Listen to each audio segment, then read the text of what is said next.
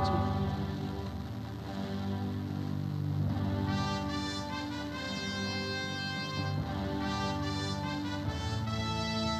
So will INEC be making any changes to these appointments, especially that of Amina Zakari?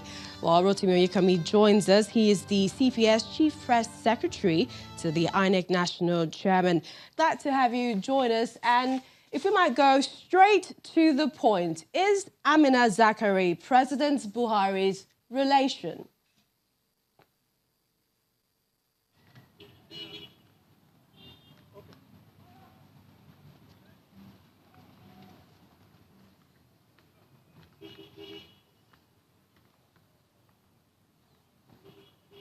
Thank you very much for this opportunity. I am not in the position to know if she is truly a relation of the president, because I don't belong to the president's family, neither do I belong to Hajiya Amina Zakari's family. But what are the civil service rules? I believe sometimes, companies, agencies, and in this case, a federal agency, they have rules and regulations. And in some cases where there's a conflict of interest, they say family members, shouldn't work in certain places or in certain agencies. Surely, INEC would have that information about the person of Amina Zakari in this regard.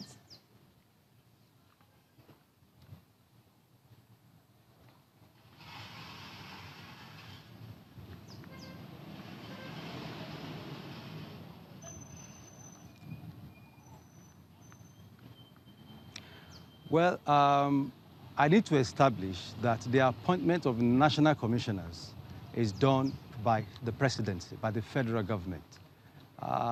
They are the ones that determine who becomes a resident electoral commissioner and also becomes a national commissioner. Of course, the National Assembly will vet each of those nominated for these positions, and they are cleared at that level. So that much I can say. And I think that the appointment of Mrs. Zakari, actually the first appointment, let me also say this, took place during the last dispensation. In other words, she was appointed first during the administration of President Goodluck Jonathan. And her term was only renewed. So, and if you want a national commissioner removed, I think the right place to go is the federal government. So based on the allegations coming from the People's Democratic Party and the conflict and based on what they have said, will INEC be taking any decision with regards to reappointing, filling that position or removing the person of Amina Zakari? What do we know at this point?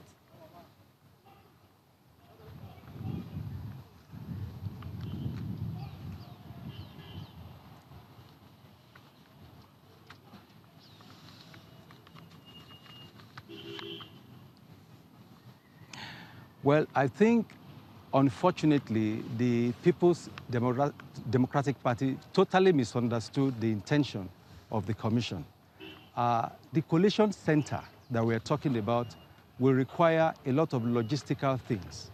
We need to accredit local and international observers. We need to accredit local and international journalists.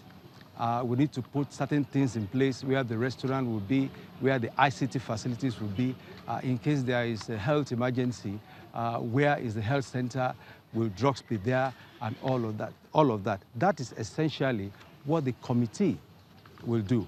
It has nothing to do with the technical aspect of, declaring results. Remember, the only person that can declare a presidential result is the INEC chairman himself. So I don't know at what point the PDP mixed the activities together. So, and within the mandate given to INEC, we can, make appointments and establish such committees that will enable us to fulfill the criteria for conducting credible elections. And I don't think that just because one political party out of 91 is not pleased with the appointment of one person, then we should rush to changes. The independence of INEC should also start from there. I think political parties should stop interfering in decisions taken by INEC. I have a final question, which is about 2 in 1, and that is with regards to due diligence, with regards to the code of conduct in this case, and that's also in the selection of the person of Amina Zakari, if INEC can be said to have acted according to the rule books. And then the second being, with regards to ASUU, we heard they're meeting with the federal government later this evening, and if it fails, what next for INEC ahead of the elections?